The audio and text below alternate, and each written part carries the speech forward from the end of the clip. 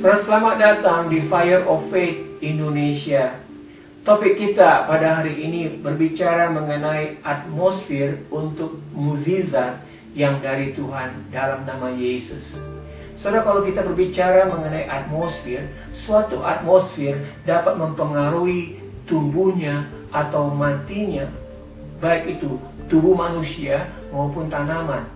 Saudara, kalau kita naik ke suatu gunung dan pada ketinggian tertentu, kita sering mengalami kesulitan bernapas karena pada ketinggian tertentu oksigen berkurang.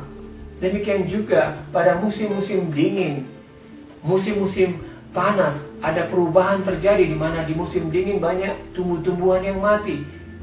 Dan di musim semi atau mulainya musim panas itu banyak bunga-bunga yang mekar yang tidak mungkin kita bisa lihat di musim dingin. Saudara, atmosfer ini mempengaruhi tumbuhnya atau matinya. Dan saya percaya demikian juga pada kerohanian kita. Saya mengambil satu cerita dari kitab Para Rasul pasal 3. Dikatakan dari ayat 1 sampai 10. Suatu hari Petrus dan Yohanes naik ke bait Allah pada jam 3 petang untuk berdoa. Mereka ingin berdoa. Ini satu atmosfer di mana mereka mau dekat dengan Tuhan. Dan pada waktu itu mereka memasuki bait Allah dan melihat ada seorang lumpuh yang sejak lahir meminta-minta karena kelumpuhan itu dia tidak bisa bekerja dan menghasilkan sesuatu yang efektif. Oleh karena itu dia didudukkan di sana untuk meminta-minta, dan ketika mereka bertemu peminta itu sedang bersiap-siap untuk menerima sesuatu dari Petrus dan Yohanes, tapi Petrus dan Yohanes menatap mereka dan dia katakan, emas dan perak tidak ada padaku, tetapi yang ada padaku kuberikan padamu. Dalam nama Yesus, dalam nama Yesus, bangkitlah dan berjalanlah. Dan dia mengangkat orang itu, dan orang itu langsung, saudara, mengalami mukjizat.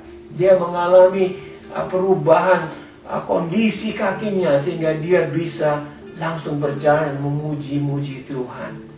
Saudara, mukjizat seperti ini dilakukan dalam nama Tuhan Yesus. Saudara, saya percaya bahwa banyak kita percaya nama Yesus itu nama yang dapat menyembuhkan, bahkan membangkitkan orang mati sekalipun. Tapi bagaimana saudara Petrus dan Yohanes dapat mengeluarkan atau melepaskan nama ini, dan nama ini dapat bekerja untuk memberikan kesembuhan bagi orang yang lumpuh ini?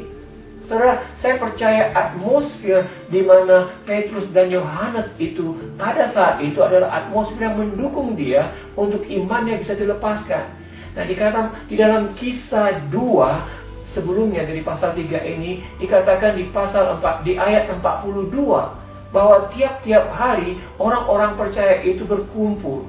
Orang-orang percaya itu berdoa, orang-orang percaya itu mendengarkan pengajaran rasul-rasul. Mereka melakukan perjamuan kudus.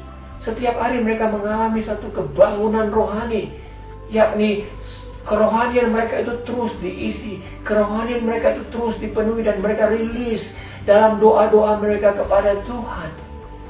Kondisi yang demikian, saudara, satu hari Petrus dan Yohanes mau berdoa kepada Allah, dan itu membawa Petrus dan Yohanes imannya siap untuk dilepaskan kepada orang yang membutuhkan. Saudara, Petrus tidak selalu demikian. Di dalam kitab Galatia pasal 2 dikatakan oleh Paulus bahwa Petrus itu takut.